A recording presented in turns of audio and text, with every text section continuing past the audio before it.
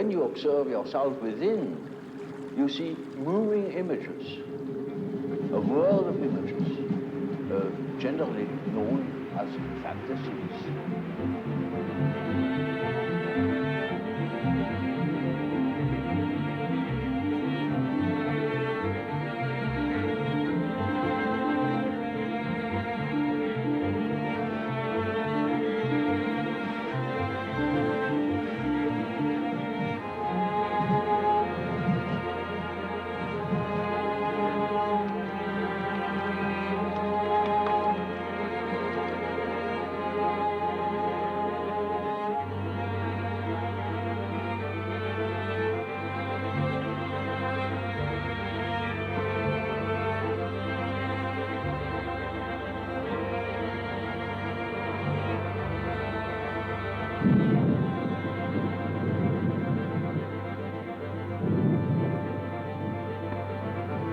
Early childhood, a character is already there. You see, the child is not born tabula rasa, as one assumes.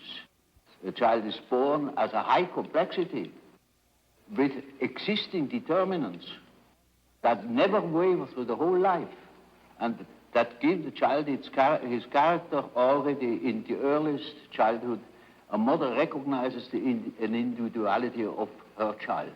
And so if you observe carefully, you see the tremendous difference, even in very small children. And these peculiarities express themselves in every way. So first, the peculiarities express themselves in all childish activities, in the way how it plays, in the things it is interested in. There are children who are tremendously interested in all moving things, and in movement chiefly. All the things you see that affect the body. And so they are interested in what the eyes do, what the ears do, how far you can bore into the nose with your finger, you know. Now you see these things, these interests express themselves in a typically childish way in children, and later on they express themselves in other peculiarities, which are still the same, but it doesn't come from the fact that they once have done such and such a thing in childhood. It is the character that is doing it. There is a definite inherited complexity. You see, we are born into a pattern. We are a pattern. We are a structure that is pre-established through the genes. It is a biological order of our mental functioning, as for instance our biological or physiological function follows a pattern, or the behavior of any bird or insect follows a pattern, and that is the same with us.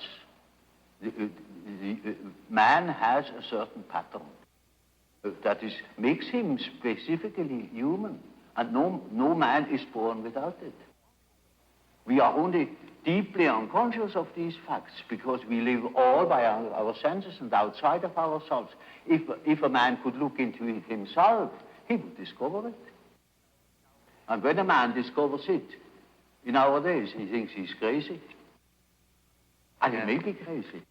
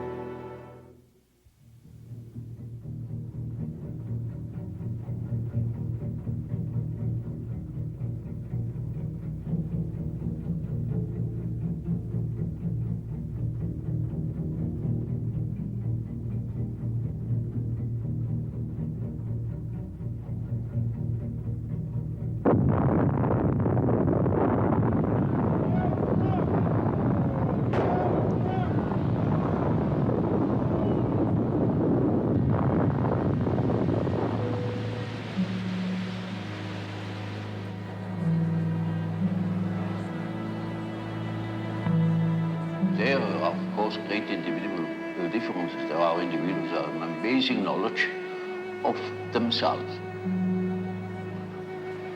of the things that go on in themselves.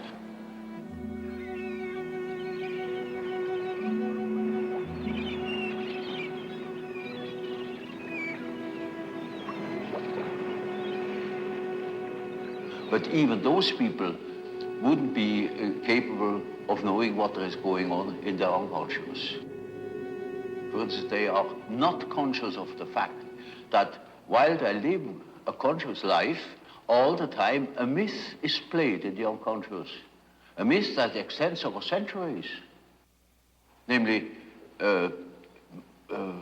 archetypal ideas, a stream of archetypal ideas that goes on through one individual, through the centuries.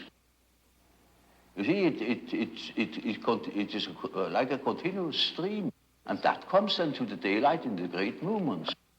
Say, in political movements or in spiritual movements. For instance, in the time before Reformation, people dreamt of the great change. And that's the reason why such great transformations could be predicted.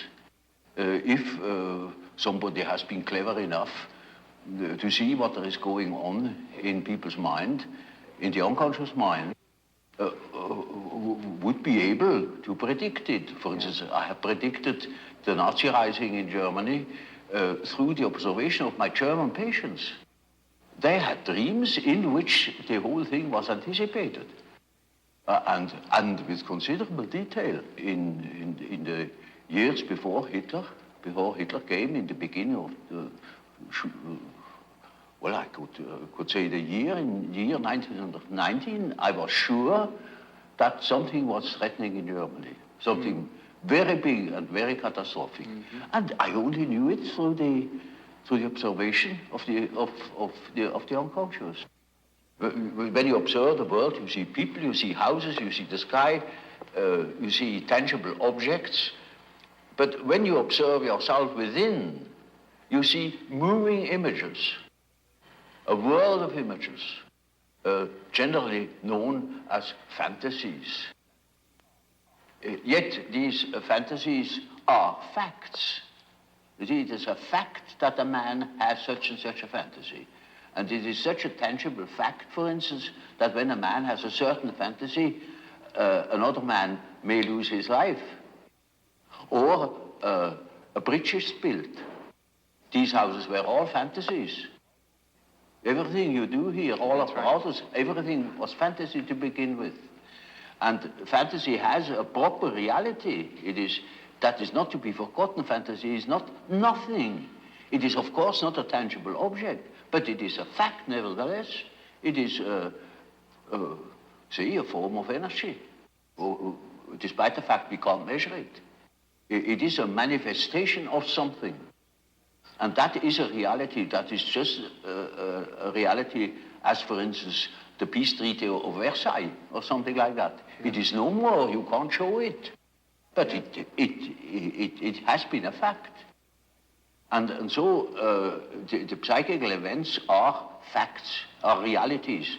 And when you observe the stream of images within, you observe an aspect of the world within.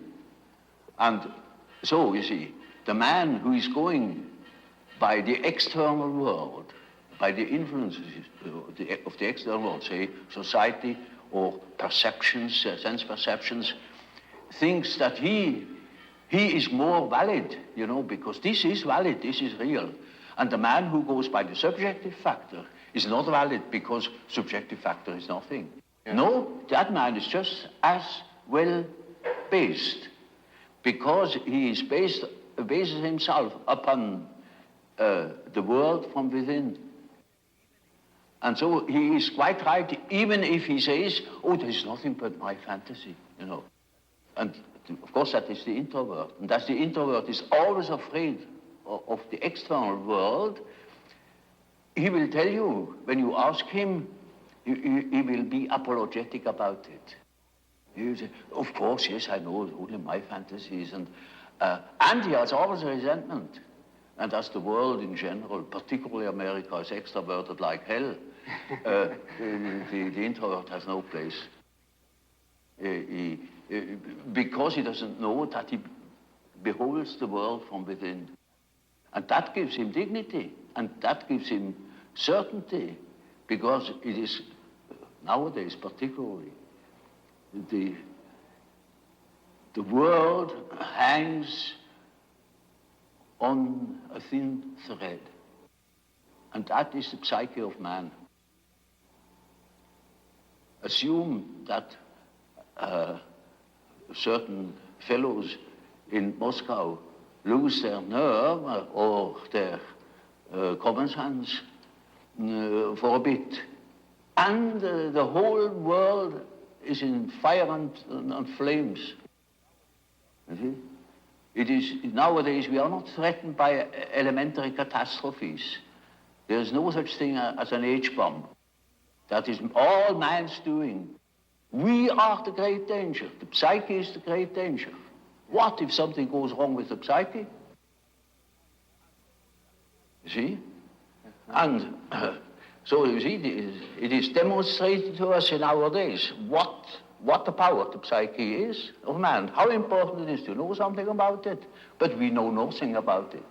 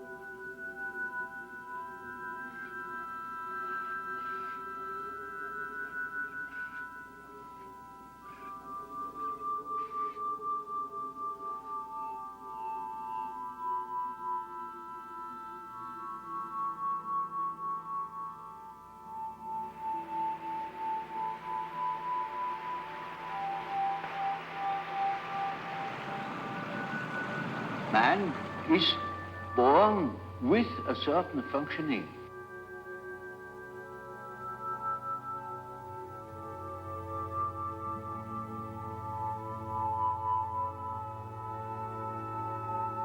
A certain way of functioning, a certain pattern of behavior.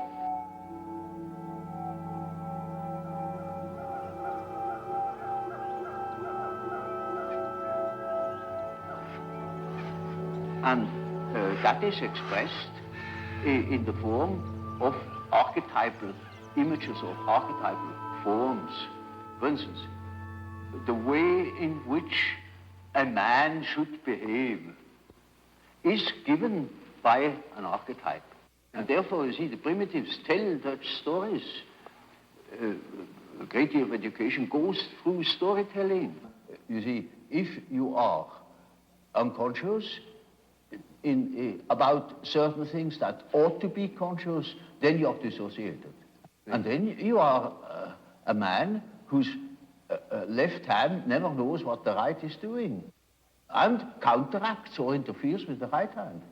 Now, such a man is hampered all over the place. Yeah. American life is in a certain way so one-sided and so déraciné, uprooted, that you must have something to compensate the earth. You see, you have to pacify your unconscious all along the line because it is in absolute uproar. Yeah. So at the slightest provocation, you have a big moral rebellion in America. Look at the rebellion of modern youth in America, yeah. The sexual rebellion and all that, because yeah. the real natural man is just in open rebellion against the utterly inhuman form of life. They are absolutely divorced, you know, from nature, in a way, and that accounts for that drug abuse. I noticed with my patients, particularly with people that are in public life, that they have a certain way of presenting themselves. For instance, take the doctor. He has a certain way. For instance, he has good bedside manners, and he behaves as one expects a doctor behaves. He may even identify himself with it and believe that he is what he appears to be. And so when he's a professor, he's also supposed to behave in a certain way so that it is plausible that he is a professor, you know. So the persona is a certain complicated system of behavior which is partially dictated by society and partially dictated by the expectations or the wishes one nurses oneself. Now, this is not the real personality, in spite of the fact that people will assure you that that is all quite real and quite honest, yet it is not. Now, such a performance, or say, yeah, the performance of the persona is quite all right as long as you know that you are not identical with the way in which you appear. But if you are unconscious of this fact, then you get into sometimes very disagreeable conflicts. Namely, people can't help noticing that at home, for instance, you are quite different from what you appear to be in public. And people who don't know it stumble over it in the end. They deny that they are like that, but they are like that. They are it. And then you don't know. Now, which is the real man? Is he the man as he is at home or in intimate relations? Or is he the man that appears in public? It is a question of Jekyll and Hyde. Often. Yeah. It is such, occasionally there is such a difference that you would almost be able to speak of the double personality. And the more that is pronounced, the more people are neurotic.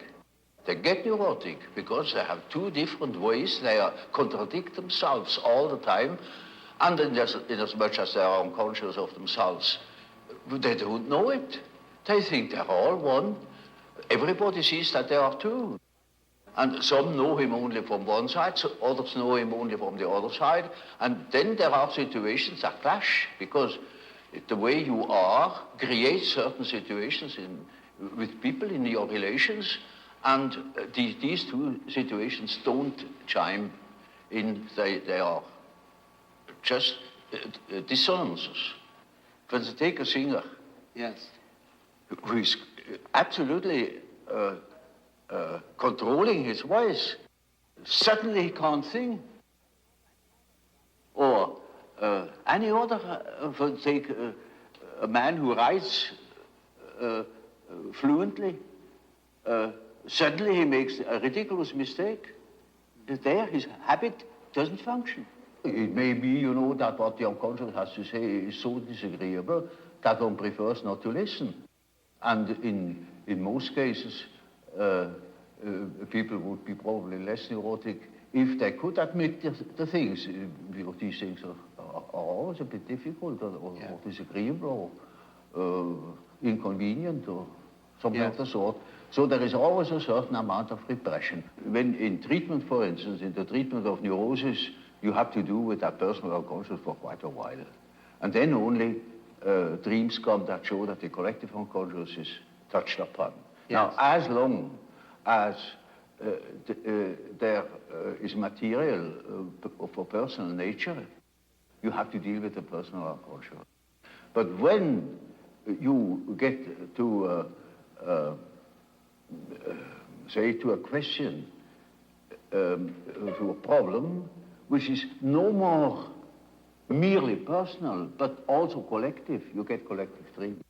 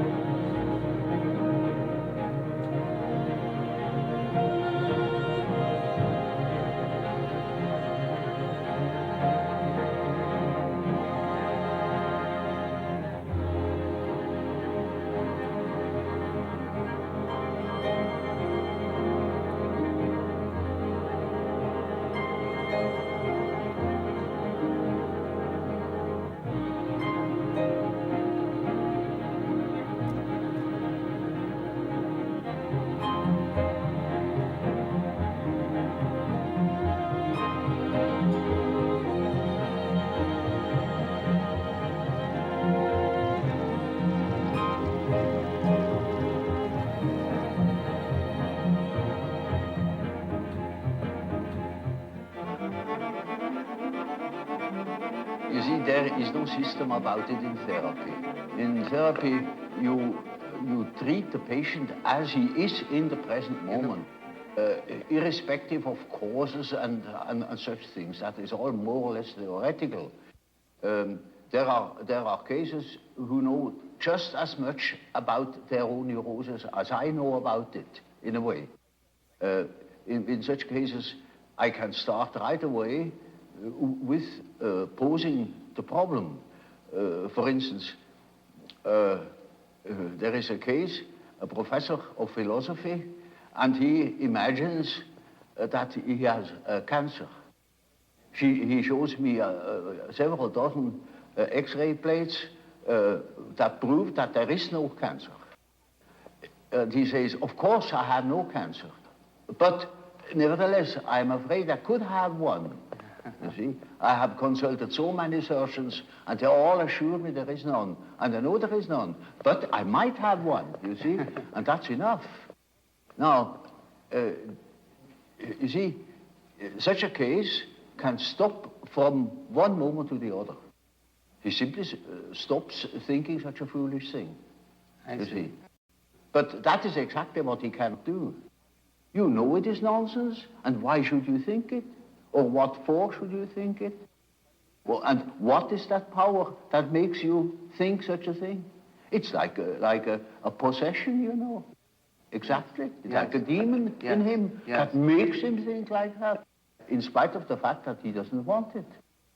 You see, then we have the problem. That is the problem for an intellectual man. And then I say, now, you see, you don't know, you have no answer. I have no answer. Now what are we going to do?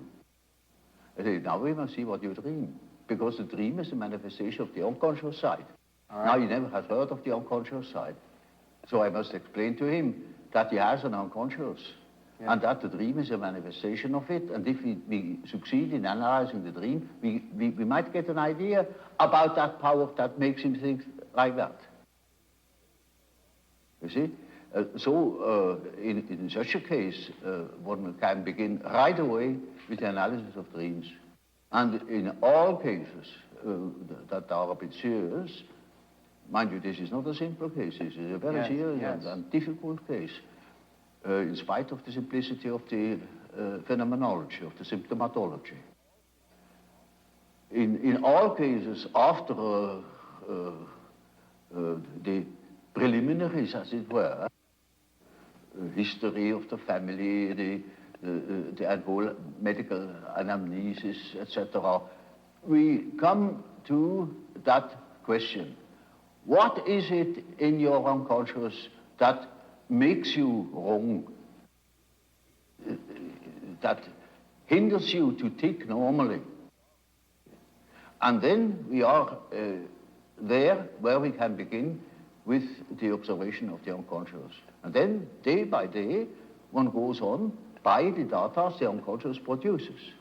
You see, we discuss the dream, and that gives a new surface to the whole problem.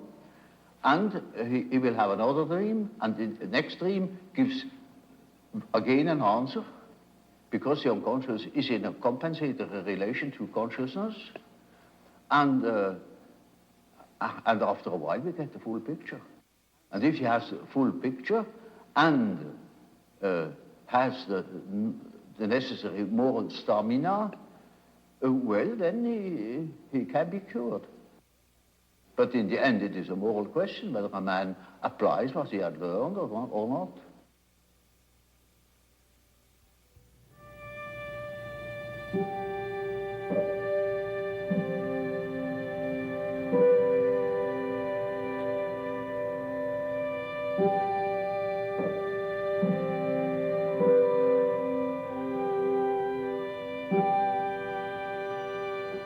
Mandala is just one typical archetypal form. It is what they call in alchemy the quadratura circuli, the square in the circle, or the circle in the square. And it is an age-old symbol that goes right back in the prehistory of man, and is all over the earth. And it either expresses the deity or the self.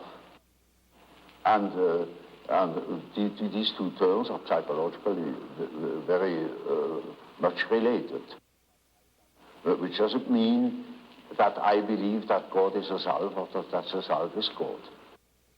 I make that statement that there is a psychological relation, and that can be, have plenty of evidence for it. And it is a very important archetype. It's the archetype of an inner order. It is always used in that sense, either to make the arrangement of the many, many aspects of the universe, a world scheme, or a scheme of our psyche. And it expresses the fact that there is a center and a periphery. And it tries to embrace the whole.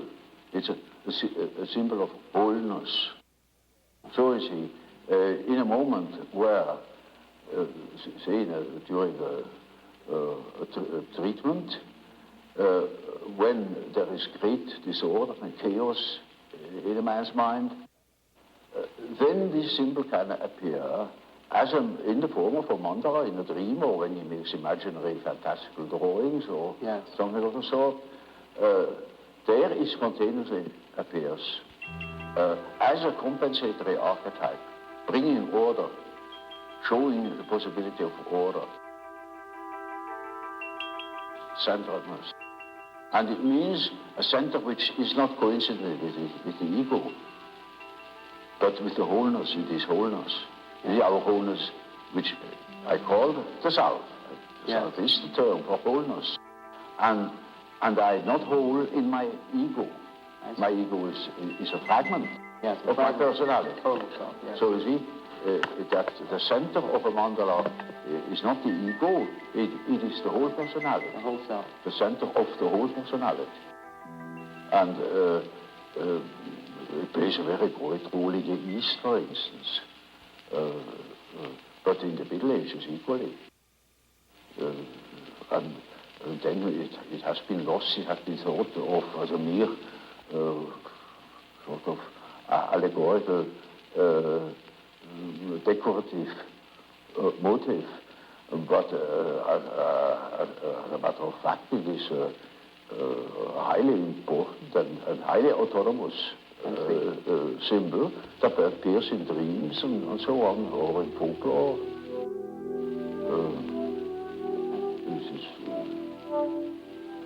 This is, one could easily say that the main archetype.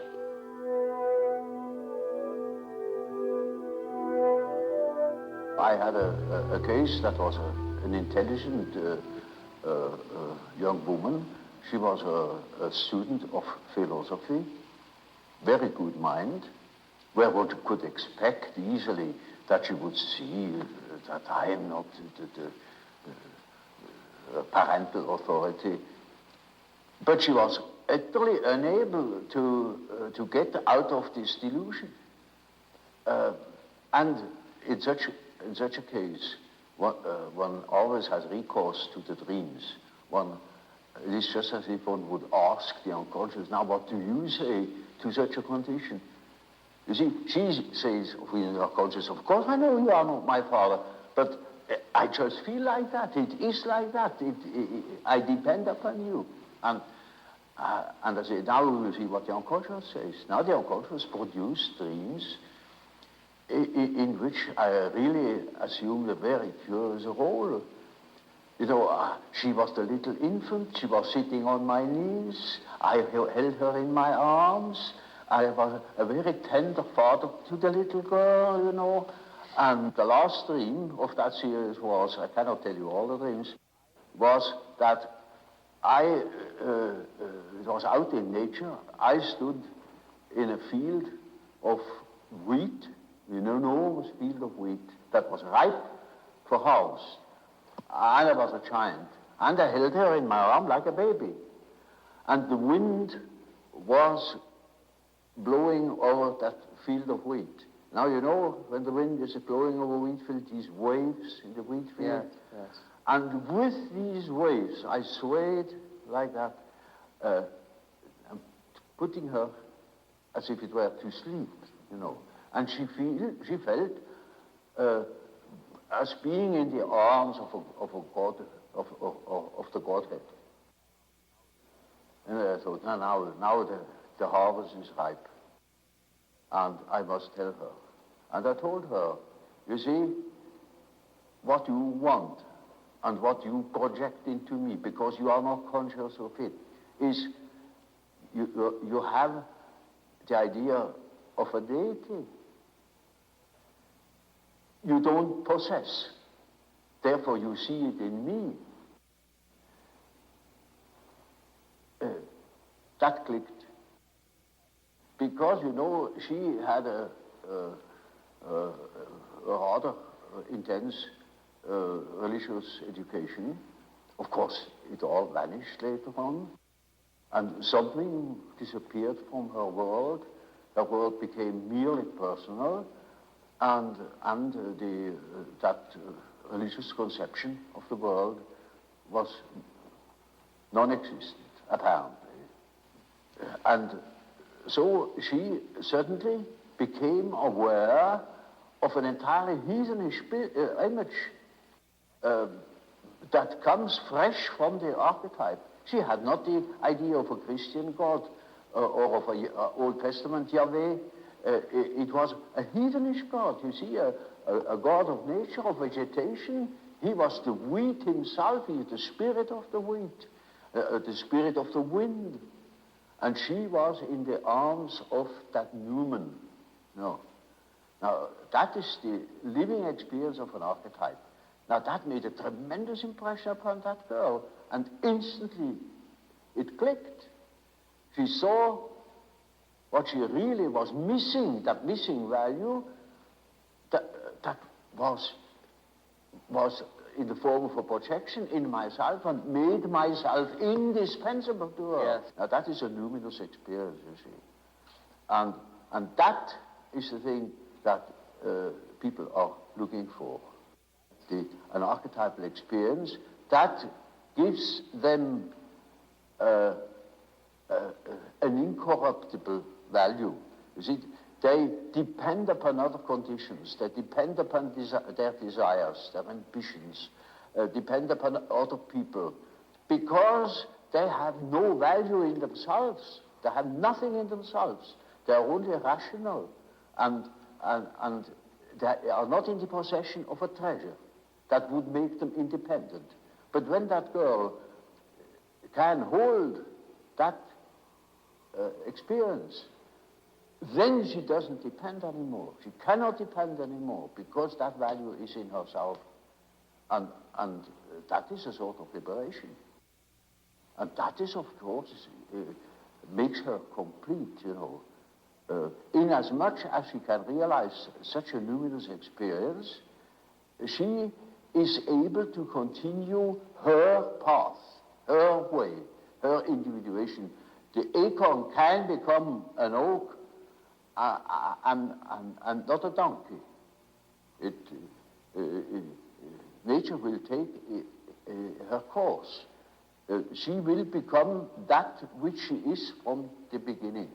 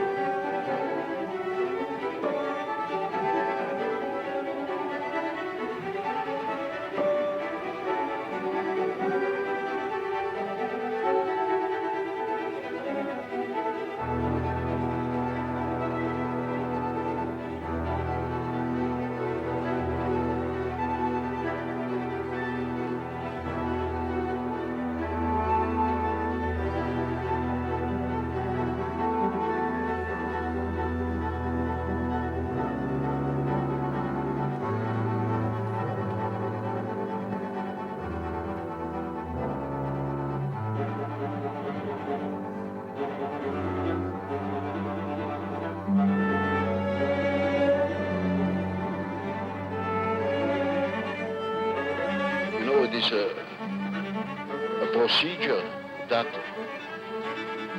has many stages or levels. If you treat an ordinary case of neurosis, it may only go as far as healing the symptoms or giving the patient such an attitude that he can deal with his neurosis. Sometimes it takes you a week, sometimes a few days, sometimes it is just one consultation in which I clean up a case. It is, of course, always the question to know where or what. It needs a good deal of experience, but other cases take very long, and you couldn't send them away because they wouldn't. They want to know more. They make they make the whole process of development. They that goes from stage to stage, a widening out of the mental horizon. You cannot imagine how one-sided people are nowadays. And so it needs no end of work to get people rounded out or mentally more developed, more conscious. And they are so keen on it that for nothing in the world they would quit. And they are not shy of spending money on it. As each plant, each tree grows from a seed and becomes in the end, say, an oak tree, so man becomes what he is meant to be. At least he ought to get there. But most get stuck. They could get much further if they had heard proper things or if they had spent the necessary time on themselves. But this is not popular, you know, to spend time on oneself, because our point of view is entirely extroverted.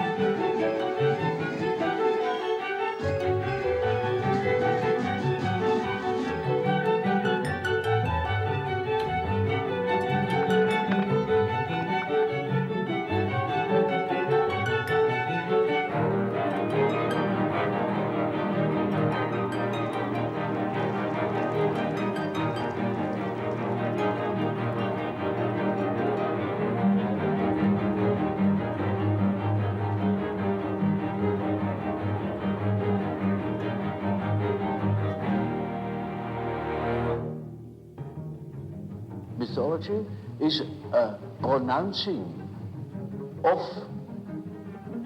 series of images that formulate the life of archetypes. And so the statements of every religion, of many poets and so on, are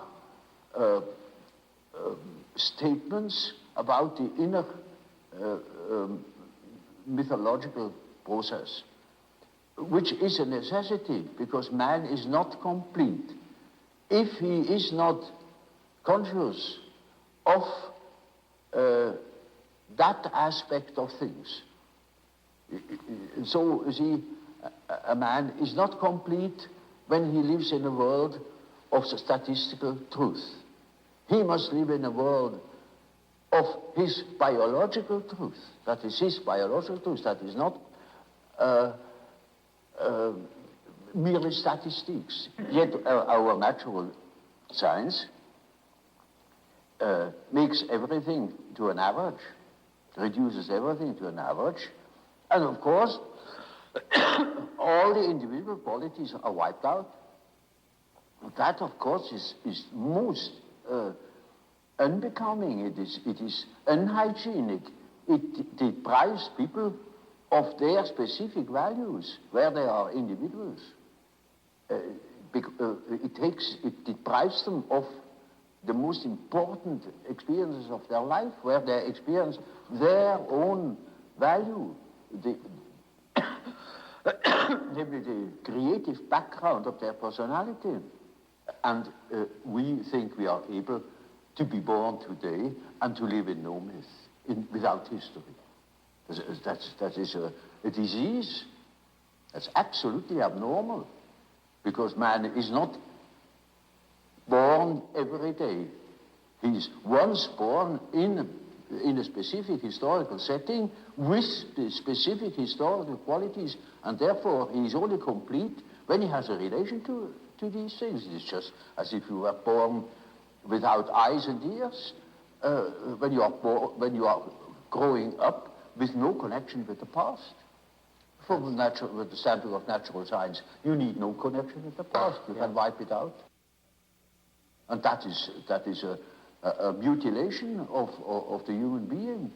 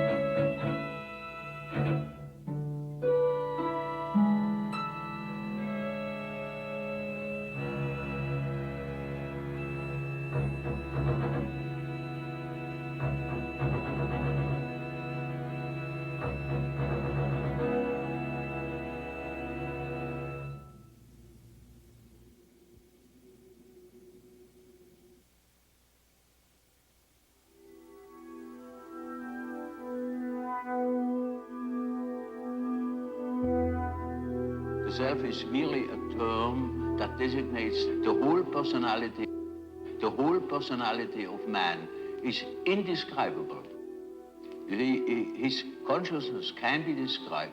His unconscious cannot be described, because the unconscious, as I must repeat myself, is always unconscious. And it is really unconscious, but really does not know it.